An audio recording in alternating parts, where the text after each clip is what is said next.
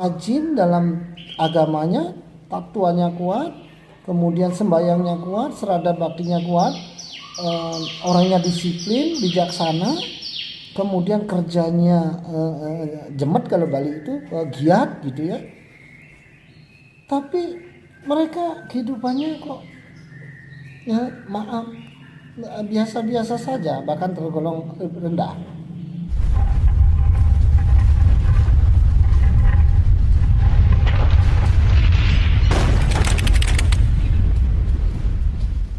Kemudian ada lagi yang disebut dengan meruat. Nah, ini lagi beda lagi nih. Meruat ini kalau diambil bahasanya, kalau bahasa Jawanya itu ruat itu berarti pegat ya, ruat ya. Jadi dikeruak ya, dibuka, dipegat lah, dilepas gitu ya. Nah, jadi meruat ini itu adalah melepaskan kemalaan kita atau papa klesa kita yang dibawa dari kelahiran, tur dari kehidupan kita masa lalu. Jadi ya, kita di agama Hindu kita percaya dengan yang namanya karma pala dan percaya yang namanya reinkarnasi atau kehidupan berulang, yaitu punarbawa. Jadi seperti ini, meruat itu adalah melepaskan karma wasana kita yang dahulu yang mungkin tidak baik ya, supaya tidak berpengaruh dalam kehidupan kita hari ini. Nah, di situ kita percaya dengan karma pala. Ada 3 karma pala yang kita yakini di Hindu,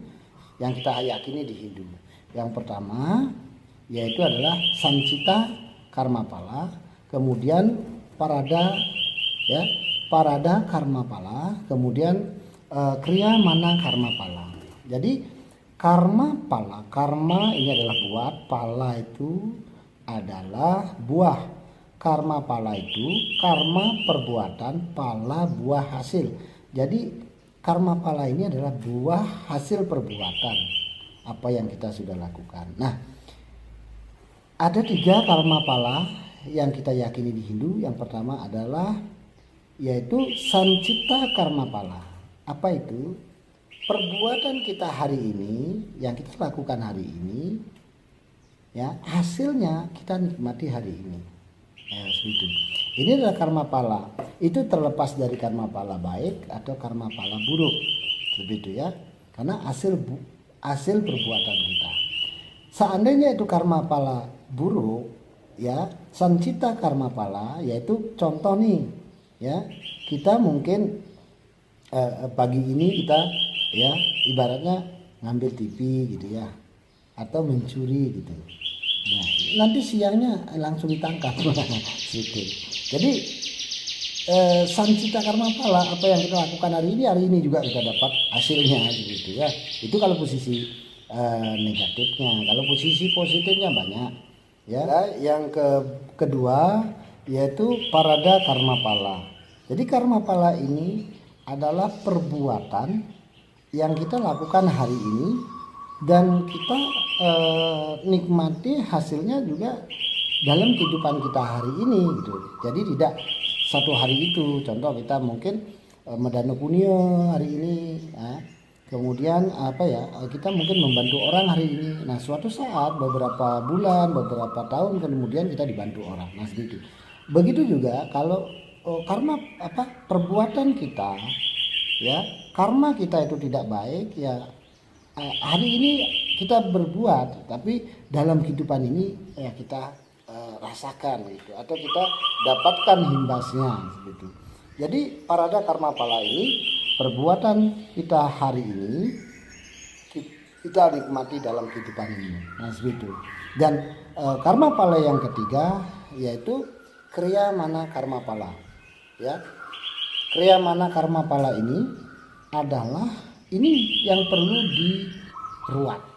Ya. Kenapa? Karena kriya mana karma pala ini adalah perbuatan kita ya dulu ya, kita akan nikmati sekarang dalam kehidupan kita sekarang ini. Nah, itu. Jadi makanya leluhur kita berpesan ya, hati-hati, ingat anak cucunya. Nah seperti itu. Ini pesan yang adiluhung dari leluhur kita. Setiap apapun tindakan kita, beliau pasti berpesan ya, jangan gerasa gerusu, hati-hati. Karena apa? Kasihan anaknya, kasihan nanti cucunya. Nah itu apa yang mereka maksud? Mereka tidak menyebutkan mungkin mereka tidak menyebutkan isi dari Weda, yaitu tentang karma pala bagian ketiga, yaitu kriya mana karma pala. Tapi beliau sudah memberikan pesan ya tentang hal itu. Jadi beliau tidak sebutkan, tapi sudah berikan petuah. Beliau leluhur kita atau orang tua kita sudah memberikan petuah itu. Yang dimaksud adalah ya ini kriya mana karma pala. Jadi perbuatan kita hari ini mungkin kita tidak nikmati hari ini. Ya, kriya mana karma pala ini siklus atau siklus karma yang kita bawa dari kehidupan kita masa lampau. Ini yang akan mempengaruhi kehidupan kita sekarang ini. Jadi ketika mungkin kehidupan Anda susah ya, ada teman ide beliau kebetulan non Hindu ya. Beliau kehidupannya bagus ya, rajin sembayangnya, kemudian bekerja keras ya, tekun sekali, kemudian giat bekerjanya ya, kemudian beliau sabar ya, kemudian kadang dermawan juga, walaupun dia tidak memiliki kehidupan ekonomi yang bagus, tapi dermawan gitu ya, sering sering berbuat baik. Tapi permasalahannya kenapa kehidupannya dia biasa-biasa saja, bahkan cenderung anak ini sering mendapatkan musibah. Nah ini yang perlu kita bijaksanai dan perlu kita pahami bahwa itu adalah karma wasana masa lampau, atau perbuatan mereka di masa lampau mungkin tidak baik. Nah itu harus dinikmati sekarang sebagai karma dia gitu. Jadi teman ide ini kehidupannya bagus, kemudian rajin dalam agamanya, tatuannya kuat, kemudian sembayangnya kuat, serada baktinya kuat, orangnya disiplin, bijaksana, kemudian kerjanya jemet kalau Bali itu, giat gitu ya. Tapi mereka kehidupannya kok ya maaf biasa-biasa saja, bahkan tergolong rendah. Nah ini ketika kita tidak memahami ini, kadang-kadang kita bisa menghujat ide Sang Hyang Widi-Wasa, seakan-akan ide Sang Hyang Widi-Wasa tidak melimpahkan berkah kepada orang-orang baik. Nah, seperti itu. Kadang kita tidak menyadari, bahkan banyak teman ide ya di luaran sana menyalahkan Tuhan, menyalahkan ide Sang Hyang Widi-Wasa. Seakan-akan ide Sang Hyang Widi-Wasa itu pilih kasih gitu. Ya. Ada teman Romo, teman ide yang ngomong, "Ide, saya nih merasa gimana ya gitu. Orang yang melakukan hal-hal yang negatif, orang-orang ini malah sukses. Sedangkan saya udah berusaha untuk hidup baik, untuk hidup menghamba kepada ide Sang Hyang Widi-Wasa, tapi kehidupan saya begini." Nah, ingat satu hal, karma wasana.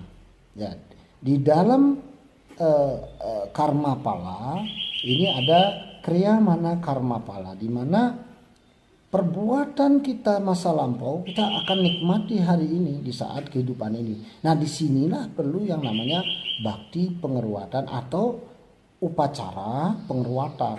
Ya pengeruatan itu ngeruat atau menggat karma wasana buruk kita dalam kehidupan kita masa lampau untuk di saat sekarang. Jangan sampai perbuatan-perbuatan buruk kita dulu itu mempengaruhi kehidupan kita sekarang.